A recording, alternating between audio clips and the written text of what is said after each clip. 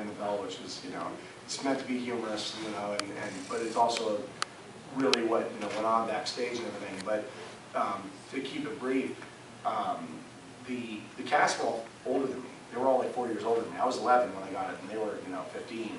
And Elizabeth Berkley, who eventually came on when Good Morning Miss Bliss became Saved by the Bell, she was 16, so she was 5 years older. So it's like she turned 17, I turned 12, and it was like, but when Showgirls came out, that was awesome. Yeah, a lot of people make fun of that film, I was part of that crowd, but I own a DVD collector box. It's got the tassels. It's great. I've only worn them once. Like two, yeah, you laughed, what else went?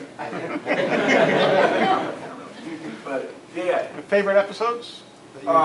Favorite episodes. I like the prank episode. After doing 260 episodes, what you see in 22 minutes, after commercials are taken out, takes us a week. So Monday through Friday, it's a long time. You get kind of bored after a while. You get kind of phone it in. It's the script.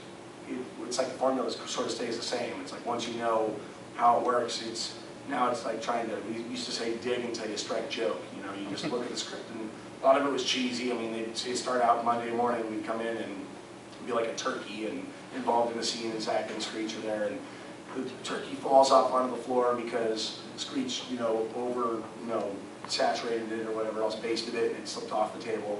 And Zach says, Screech, I'll get it. And Screech is supposed to say, okay, but don't gobble it.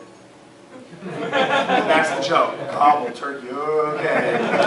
And we're like, okay, the audience isn't going to laugh at that, The audience isn't going to be sitting out there going, oh, those writers, they're going to be looking at us. The joke is funny, the writers get credit. Oh, I wrote that script.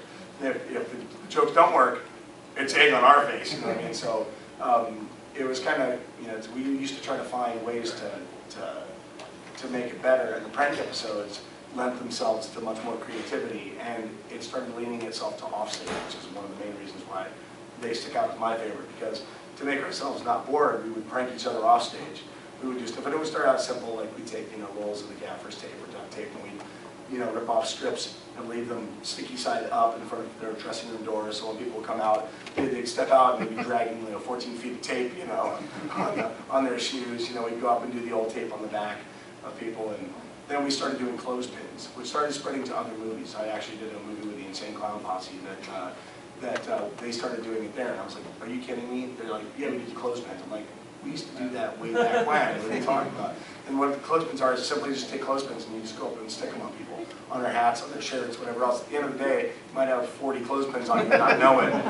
And I got clothespins. So it kind of became a thing where you're walking around the movie center, the TV set, just always checking yourself, looking, you sit down, you get up, and all of a sudden your collar's got a clothespin on it. You're like, I got clothespin.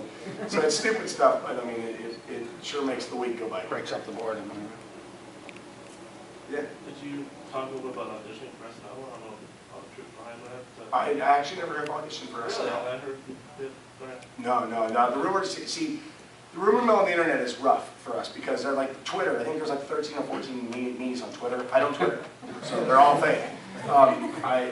There was like over 400 me's on MySpace, and then when Facebook took over, there were like 600 me's on Facebook, and I eventually got them all taken down. I called it the guy, I forget what his name is, Paul something or whatever. And he said, whoever it was I talked to, said, well, how do we know we got to verify it's real you? I said, what's your name?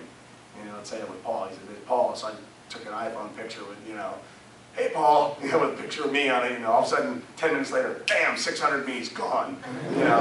Woo! And so I'm going to be doing the Twitter things too. And so someone told me they put like a star or something like that, verified.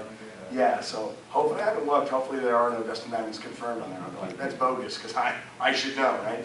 And but it's weird, the rumor mill with IMDb and especially Wikipedia, everyone thinks Wikipedia is like the be-all, end-all of truth. Anybody can update it. I could go home and edit your Wikipedia page right now. I can do it right now from my iPhone. Anybody can do it, and as long as you put a link to it, well, as long as you put a link, then it's legit. No, it's not. I could create a web page in 5 minutes and put truth on it and then just link to that web page, and according to them, it's true. No one runs it. There's no committee. They have some people that moderate, but they're all just regular users. Like, I could become a moderator of it if I had the time or desire. So it's weird because a lot of people put stuff on there. Like, at one point, someone said, you got to go change your Wikipedia page. I said, I have a Wikipedia page? Went on there and looked, and there was all this stuff, that were horrible, things that were mentioned. Someone said like I was touched by my uncle and all kinds of weird stuff. I don't even have an uncle. It's weird. Which makes me wonder, who was that? No, but you get used to all these, you get a thick skin to it. You learn to just filter it out. But it's rough because you sit there, oh, people are going to read this and think this is true. You sit there and I retype the whole page, and then someone said that's my first experience with Wikipedia editing. They said, oh, well, you edited too much content. So the next day it was like back up to the original. Someone just reverted it. So I had to go in and change like one line at a time and just trick it out to where people could undo only a certain number of levels. So I got it like accurate, but I haven't been on it in a while because I don't go to check my Wikipedia page today. Check Facebook and Wikipedia.